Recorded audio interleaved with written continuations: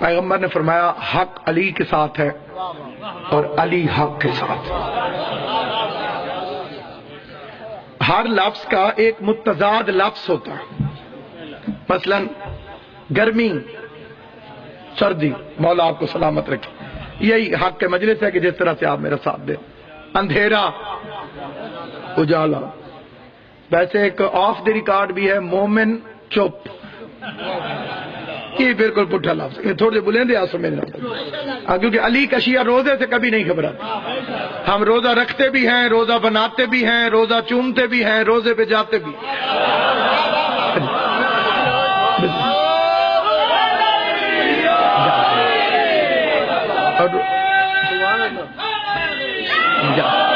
روزہ مومن کو چست کر دیتا ہے، سست نہیں کر سکتا. ہر لفظ کا ایک متضاد لفظ ہے. اندھیرا اجالا، گرمی سردی، دن رات. حق مولا آپ کی زندگی کا.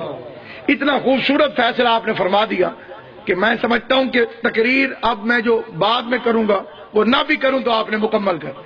حق باطل، حق علی کے ساتھ ہے، علی حق کے ساتھ ہے. تو جہاں علی ہو وہ حق ہوتا ہے، باطل نہیں ہو سکتا. وجہ ہے یا نہیں؟ اب کیونکہ دشمن مولویوں کے پاس سب سے بڑی گالی ہے کافر، اور جو اپنے بنے پھرتے ہیں ان کے پاس سب سے بڑا لفظ ہے باطل. علی کا نام فلاں جگہ لوگے تو باطل ہو جائے گا، علی کا نام فلاں چیز میں لوگے تو باطل ہو جائے گی، علی کا نام نماز میں لوگے تو نماز باطل ہو جائے گی. یہ مولوی کا فتویٰ ہے. مولوی جتنا مرضی بڑا ہو سید الانبیاء سے بڑا نہیں ہو سکتا. سید الانبیاء فرماتے ہیں حق علی کے ساتھ ہے، علی حق کے ساتھ ہے. اب علی نماز میں ہوگا تو نماز حق ہے، علی روزے میں ہوگا تو روزہ حق ہے، علی حج میں ہوگا تو حج حق ہے. الحق مع علی، حق علی کے ساتھ، علی حق کے ساتھ.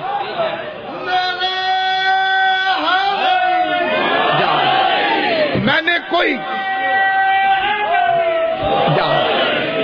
نے کوئی مشکل اور الجھن منطق و فلسفے کی بات نہیں کی. 2 اور 2 4. حق علی کے ساتھ ہے، علی حق کے ساتھ. اور یہ وہ روایت ہے جس سے اپنے پرائے انکار نہیں کر سکتے. یہ فکرے ہیں جناب ڈاکٹر طاہر القادری صاحب، وہ فرماتے ہیں جو جو علی سے لڑے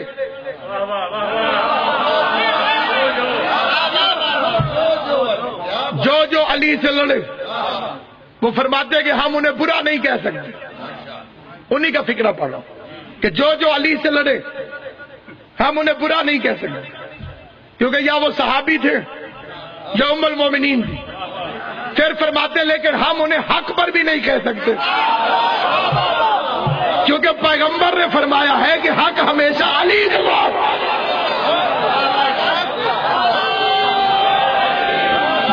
حیدری، حق ہمیشہ علی کے ساتھ.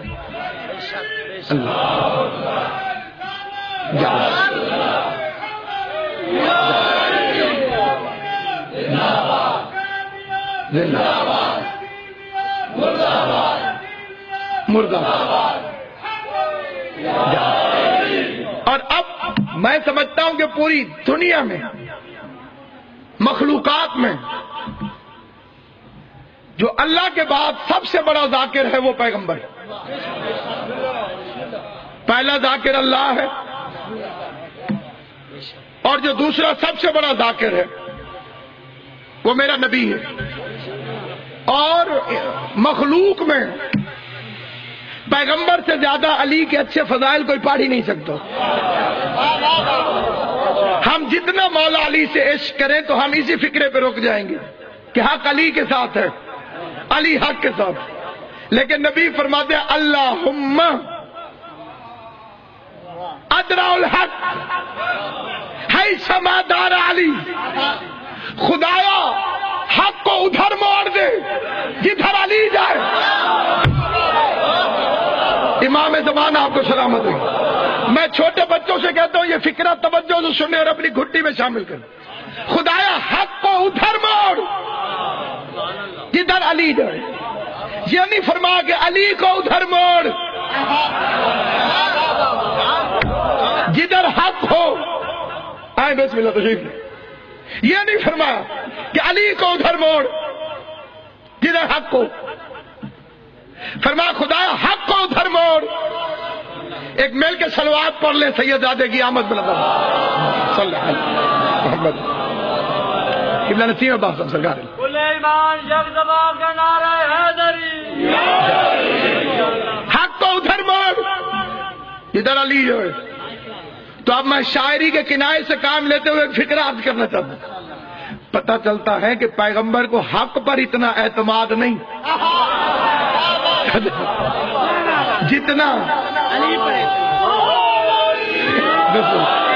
جتنا میرے مولا علی پر اعتماد. خدایا حق کو ادھر موڑ دے جدھر علی جائے. دو یعنی بڑا عجیب فکر ہے. حق کو ادھر موڑ جدھر علی جائے. قبلہ کعبہ تشریف فرمائے ان کی سرپرستی میں ایک اور فکرہ کرتا. جب خیبر میں حیدر کرار کو پیغمبر نے بھیجا لڑنے کے لیے تو وہاں بھی میرے مولا نے ایک عجیب فکرہ فرمایا. پیغمبر فرمایا علی جاؤ میری دعا تمہارے پیچھے پیچھے. فکرہ کہا جاتا ہے میری دعا تمہارے ساتھ ساتھ ہے.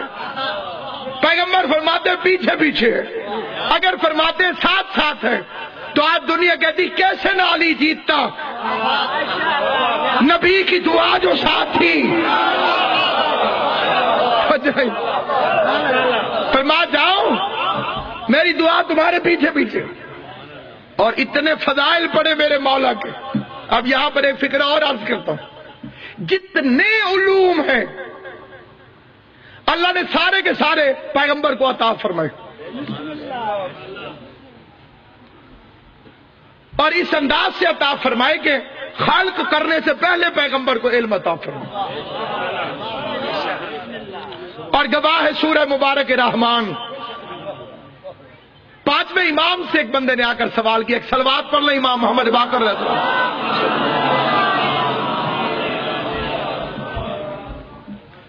مولا اللہ نے فرمایا کہ تم جب ماؤں کے پیٹ سے پیدا ہوئے تو جاہل تھے. ہاں جو پیٹ سے نکلتے ہیں وہ جاہل ہوتے ہیں. غور ہے یا نہیں؟ امام زبان آپ سے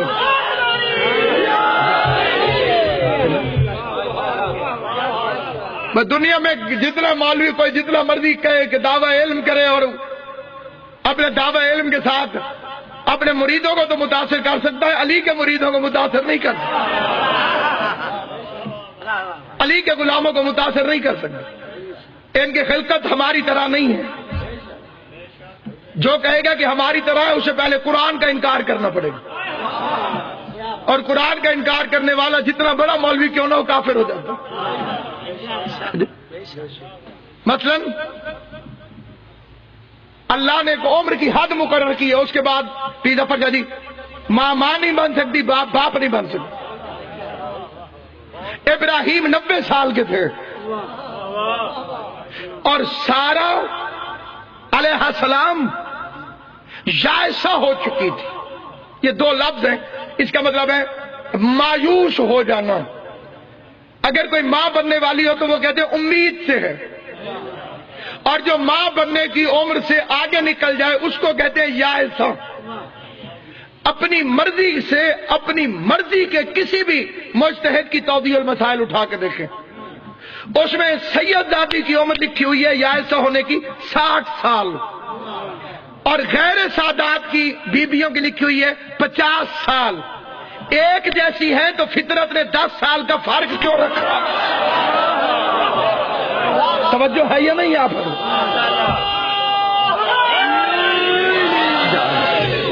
توجہ ہے یا نہیں؟ اب اس پر اگر کوئی بحث کرے جی 50 سال ضروری تو نہیں, سال 2 سال اوپر نیچے بھی تو ہو سکتا, تو یہ ایک عمومی حد بتائی گئی. جیسے روزہ مرد پر واجب ہوتا ہے, لڑکے پر واجب ہوتا ہے جب وہ 15 سال کا ہو جائے. لیکن 2 علامتیں اور بھی ہیں, اگر وہ 15 سال سے پہلے ظاہر ہو جائے تو روزہ واجب ہو جائے گا. توجہ ہے یا نہیں یہاں پر؟ تو اسی طرح یہ بھی حد بتائی گئی. اب یہ ضرور لکھتے ہیں کہ اگر غیر سعدانی ہو تو 50 سال، سیدزادی ہو تو 60 سال، 9 ایک ہے تو فطرت میں تبدیلی کیوں؟ اگر ایک جیسی ہے تو قدرت نے یہ فرق کیوں رکھو؟ اب جناب سارا کی عمر کتنی تھی علماء سے پوچھو، کہ وہ فرشتوں کے سامنے کہہ رہی تھی کہ میں تو یائسہ ہو گئی اور میرا شوہر بوڑھا ہو گیا، تو آگے سے پلٹ کر آواز قدرت اتعجبین من امر اللہ، تو اللہ کے امر پر تعجب کرتی ہے؟ توجہ ہے یا نہیں؟ اب اللہ کے امر پر تعجب کرتی ہے؟ نبی کی بیوی کو اللہ کے امر پر تعجب کی بھی اجازت نہیں، اتنی بھی اجازت نہیں کہ تعجب کر، یہ تو اللہ کا امر ہے۔ اب بتائیے کہ اسحاق دنیا میں کیسے ہے؟ اب دنیا بتائے کہ خداوند کریم نے قرآن مجید میں فرمایا بسم اللہ الرحمن الرحیم انا خلقنا الانسان من نطفۃ، ہم نے ہر انسان کو نطفے سے پیدا کیا، جو بشر ہیں وہ نطفے سے پیدا ہوں گے۔ دعوے داران علم سے میرا سوال ہے، بتاؤ کہ عیسیٰ کون تھا؟ توجہ ہے یا نہیں ہے؟ بشر کی ولادت تو ہوتی ہے نطفے سے، اور عیسیٰ علیہ السلام نطفے سے پیدا ہوا نہیں، تو جب تمہیں عیسیٰ سمجھ میں نہیں آتا تو محمد و آل محمد سمجھ میں کیسے آتا؟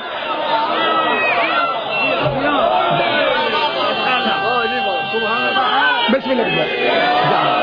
پھر میرے ہاں آپ کے بچے جو پیدا ہوتے ہیں، ہمارے ہاں آپ کے ہاں بچے جو پیدا ہوں گے 7 مہینے یا 9 مہینے، بتائیے حضرت عیسیٰ علیہ السلام ماں کے شکم میں کتنا عرصہ رہے؟ نہیں، 9 ساعتیں، 9 ساعتوں میں عیسیٰ علیہ السلام دنیا میں آ گئے۔ تو اللہ نے یہ قرآن مجید میں واقعات کیوں لکھے؟ تاکہ دنیا کو سمجھائیں کہ جب تمہیں ریت سمجھ میں نہیں آتی تو آقا سمجھ میں کیسے آئی؟ جب تمہیں یہ سمجھ میں نہیں آتے تو وہ کیسے سمجھ میں آئی؟ کوئی بھی انسان اگر حضرت عیسیٰ علیہ السلام کے خالق ہونے کا انکار کر دے تو وہ عذر قرآن کافر ہو جائے گا، کیونکہ وہ مٹی سے پرندہ بناتا تھا، پرندہ بنا کے پھونک مارتا تھا، پھر وہ اڑنے لگ جاتا تھا، تو عیسیٰ فرماتے تھے اس کا خالق میں ہوں۔ جو ہے یا نہیں آپ؟ اور اسی لیے تو کائنات کو اللہ نے یہ مثالیں دی، جو ماں کے پیٹ سے جو نکلے گا وہ جاہل ہوگا۔ من بطون امہاتکم لا تعلمون شیئا، تم شے کا علم بھی نہیں جانتے تھے جب تم اس دنیا میں آئے۔ ابو کا بھی پتہ نہیں تھا، وہ تو سن کے پتہ چلا کہ یہ ابو ہے۔ غور ہے یا نہیں آپ؟ تو دنیا کی مرضی، جسے مرضی ابو کہتے، چاہے کاتبوت ملتا ہو یا نہ ملتا ہو۔ توجہ ہے یا نہیں آپ؟ اب بچے کا تو قصور نہیں، سنے گا بھئی یہی ابو ہے تو پھر یہی ابو ہے۔ توجہ ہے یا نہیں آپ؟ تو اب سامعین گرامی قدر، اسے کہا مولا پھر آپ بھی جب دنیا میں آئے معاذ اللہ تو آپ بھی جاہل تھے؟ امام نے فرمایا ہمارے لیے دوسری آیت۔ اس کا مولا کون سی؟ فرمایا الرحمن خلق الانسان، الرحمن علمہ البیان خلق الانسان۔ رحمان وہ ہے کہ جس نے علمہ القرآن، القرآن کا علم پہلے دیا، خلق الانسان، الانسان کو بعد میں خلق کیا، علمہ البیان اور پھر اسے بیان بعد میں سکھایا۔ فرمایا اللہ نے ہمیں علم پہلے عطا کیا، خلق بعد میں کیا۔ اللہ نے ہمیں علم پہلے دیا، خلق بعد میں کیا۔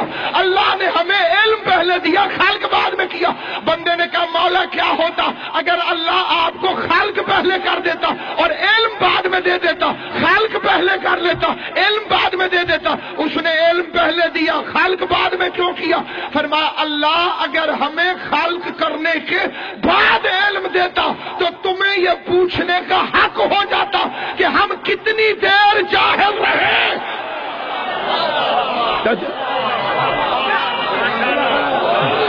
تمہیں یہ پوچھنے کا حق ہو، تمہیں یہ پوچھنے کا حق تھا کہ ہم کتنی دیر جاہل رہے۔ اسی لیے نہج البلاغہ میں مولا علی کا فرمان ہے مقر بالنبی، میں ابھی دنیا میں نہیں آیا تھا اور محمد مصطفیٰ کا احترام کرتا تھا۔ کیونکہ امام پہلو میں ہوتا ہے بطن میں نہیں، اسی لیے تو گفتگو کرتا۔ پیغمبر آتے تھے، بی بی فاطمہ بنت اسد اٹھ کے کھڑی ہو جاتی، برادری کو اعتراض ہو گیا، انہوں نے کہا یتیم کے لیے چچی ہو کے کیوں اٹھتی ہے، تو سردار کی بیوی ہے۔ فرمایا میں نہیں اٹھتی، مصطفیٰ علی کی آواز آتی، اما اٹھو نبیوں کا نبی آ رہا۔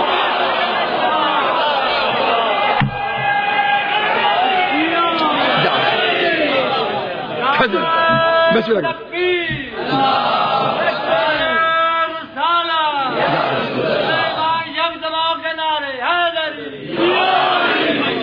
تو تمہارا علم ہے جو اور پھر یہ بات میں امام کی حدیث ساری زندگی یاد رکھنا۔ امام فرماتے ہیں دنیا کا علم باہر سے اندر آتا ہے، اور امام فرماتے ہیں ہمارا علم اندر سے باہر آتا ہے۔ دنیا یا دیکھ کے سیکھتی ہے، یا سن کے سیکھتی ہے، یا پڑھ کے سیکھتی ہے۔ آل محمد نہ کسی کے پاس پڑھے، نہ کسی کے پاس سیکھنے گئے، نہ پڑھ کے علم حاصل کیا، نہ سیکھ کے فن حاصل کیا، کیونکہ خدا نے علم عطا فرمایا۔ تو اس لیے سامعین گرامی قدر، یہ وہ ہستیاں ہیں کائنات آدم و عالم کے اندر کہ جن کی عزت، عظمت، بلندی، بالیدگی پر ایمان رکھ لے انسان تو پھر اپنی آنکھوں سے معجزے دیکھتا ہے، پھر دنیا حیران ہو جاتی ہے۔ لیکن یہ ہوتا تب ہے جب بندے کا عقیدہ مضبوط ہو جائے، اور شیطان کا طریقہ یہی ہے کہ وہ حملہ عقیدے پہ کرتا ہے۔ مثلا علم کے کپڑے کو چومنے سے کیا ملتا ہے؟ اب بندہ پریشان ہو گیا، جناب ہے تو کپڑا، واقعی کپڑا، اسے یہ نہیں پتا کہ نسبت کیا چیز ہے۔ دیکھیے میں یہ ایک کپڑا ہے میرا، مجلس میں گلے میں پہنتا ہوں، اس کے میں گلے کے اندر رکھتا ہوں، اس کے ساتھ کا میں نے اور بھی لیا تھا، وہ بھی اتنا تھا، اسی کھڈی کا بنا ہوا تھا، رنگ بھی یہی ہے، قیمت بھی یہی تھی، لیکن وہ میں نے برتن صاف کرنے کے لیے دے دیا۔ توجہ ہے یا نہیں؟ ہے وہ بھی کپڑا ہے، یہ بھی کپڑا۔ 1 کلو مٹھائی لی میں نے سرگودا سے، حلوائی ایک، مٹھائی ایک، گھی برابر، چینی برابر، آدھے کو علیحدہ کر کے کہا خمس ہے، آدھے کو علیحدہ کر کے کہا صدقہ ہے۔ نسبت بدلے گی، حلال اور حرام کا فرق ہو جائے گا، نسبت تبدیل ہوتی ہے، عزتیں تبدیل ہو جاتی ہے۔ جاہل کے لیے صرف کپڑا ہے، لیکن جو علم کے ساتھ کپڑا لگ جائے وہ مومن کے لیے اتنی بڑی زندگی ہے، اتنا بڑا ایمان ہے، اتنا بڑا عقیدہ ہے، اتنا بڑا تیقن ہے۔ دنیا کہتی ہے جی علم کو آنکھوں سے مس کرو گے تو کیا فائدہ ہوگا، علم کو چومو گے تو کیا فائدہ ہوگا۔ عقیدہ درست ہونا چاہیے، نیت پاک ہونی چاہیے۔ اگر یوسف کی قمیض سے یعقوب کی آنکھوں کا نور واپس آ سکتا ہے،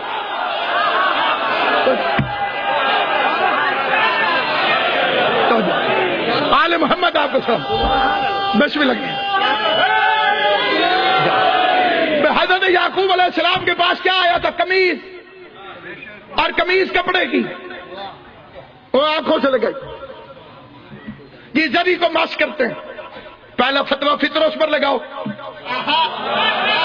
اس نے اپنے آپ کو شبیر کے جھولے سے مس کیا یا نہیں کیا؟ اور ہوشیار شبیر سے نہیں، جناب سیدہ سے، امام حسین کے جھولے سے، جھولے سے امام حسین سے مس کرتے تو آج مولوی کہتے ہاں جب تک امام حسین تھے ان سے مس ہونے سے گناہ معاف ہوتے تھے، اب تو نہیں ہے۔ نبی نے فرمایا جو چیز حسین سے منسوب ہو جائے، اور وہ جھولا ہو گیا حسین کا، اتنا بڑا گناہگار جو خدا سے سزا یافتہ تھا۔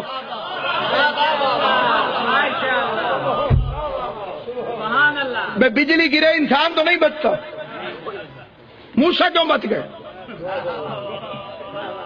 ساتھی مر گئے، پہاڑ سرما بن گیا، یہ بے ہوش ہو گئے۔ میڈیکل سائنس کہتی ہے کہ اگر بجلی کا جھٹکا لگے اور ہاتھ خشک لکڑی پر آ جائے تو بچت ہو جاتی۔ یہ ہے موسیٰ کے بچنے کی وجہ۔ اس کے ہاتھ میں ایک لکڑی کا ٹکڑا تھا، اور وہ ٹکڑا آیا تھا جنت سے۔ فکرہ بدل دوں اور سادات سے پھر دعائیں لے لوں، وہ آیا تھا لکڑی کا ٹکڑا شبیر کی جاگیر سے، کیونکہ بلا شراکت غیر جنت ملکیت ہے آل محمد کی. پتہ چلا اللہ بجلی بھی گرا دے ہاتھ میں شبیر کا وسیلہ ہونا چاہیے, کچھ بھی نہیں ہوگا. تجلی آئی موسیٰ بچ گئے, تو وہ بھی تو لکڑی کا تھا. علم کی لکڑی نظر آ گئی, عصائے موسیٰ کی لکڑی نظر نہیں آئی. یہ اچھا چلیں جی, وہ تو وہ دوسری بے جان چیزیں ذوالجلال کے سامنے جھکنے کا کیا مطلب. موسیٰ علیہ السلام پہاڑ سے واپس آئے, پہلے پہاڑ پر تشریف لے جانے لگے. امت نے پوچھا کتنے دن رہیں گے, فرمایا 30 دن. اللہ نے 40 دن روک لیا. 10 دن میں یہودی کنفیوز ہو گئے. وہ روز آتے تھے, آیا کہ نہیں آیا, آیا کہ نہیں آیا. بیچ میں کھڑا تھا سامری. ایسے لوگ قوموں کو برباد کرتے ہیں جو سامری جادوگر ہوتے. اس نے کہا یہ جڑا نہیں آیا یہ آندہ ہی نہیں. سادے لفظوں میں بادشاہ تو ہی پور ہو گیا. انہوں نے کہا یہ نہیں آتا, کیا کریں. اس نے کہا آؤ میں تمہیں اللہ دکھاؤں, سونا اکٹھا کرو میں تمہیں اللہ دکھاؤں. کیونکہ یہودیوں کو بڑا شوق ہے اللہ کو دیکھنے کا.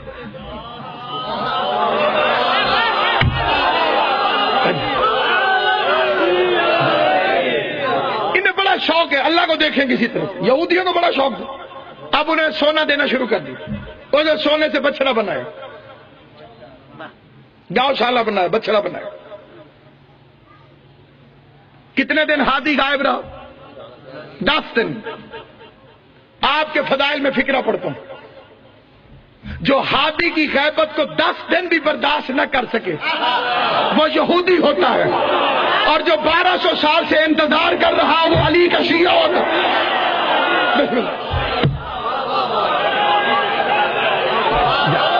ہم نے نہ در چھوڑا نہ گھر چھوڑا, ہم نے نہ در چھوڑا نہ گھر چھوڑا, اسی دروازے پر بیٹھے ہوئے اور انتظار کر رہے حجت خدا کے ظہور کو. وہ غائب بھی ہو تو چاہنے والوں کی مدد کرتا ہے, اور ایسی مدد کرتا ہے کہ اندھوں کو بھی نظر آ جاتا ہے کہ یہ امام زمانہ کی مدد. ابھی اشاروں میں ہی بات کروں گا, کھول کے کچھ کہہ نہیں سکتا, لیکن اتنا ضرور عرض کرتا ہوں سامعین گرامی قدر, وہ بچڑا لوگوں سے بولنے لگ گیا. بات تو بڑی عجیب تھی کہ ہو بچڑا بنا ہوا ہو سونے کا, اور وہ لوگوں سے گفتگو کرے. انہوں نے کہا یہی تمہارا رب ہے. بندے سجدے میں گر گئے. موسیٰ واپس آ گئے. موسیٰ نے دیکھا قوم بگڑ گئی. جی قوم بگڑ گئی, اور سامری کو پکڑ لیا. اور اب قرآن فما خاطبو کا یا سامری ہو, سامری تو نے اسے بلوایا کیسے. 20واں پارہ سورہ کا, تو نے اسے بلوایا کیسے, یہ بولا کیسے, یہ بولا کس طرح سے. سامری نے کہا یاد ہے جب ہم نیل کراس کر رہے تھے, دریائے نیل. اب یہ فکر قرآن میں نہ ہو تو میں مجرم. اس نے کہا میری نظر تھی کہ دریا میں رستہ کیسے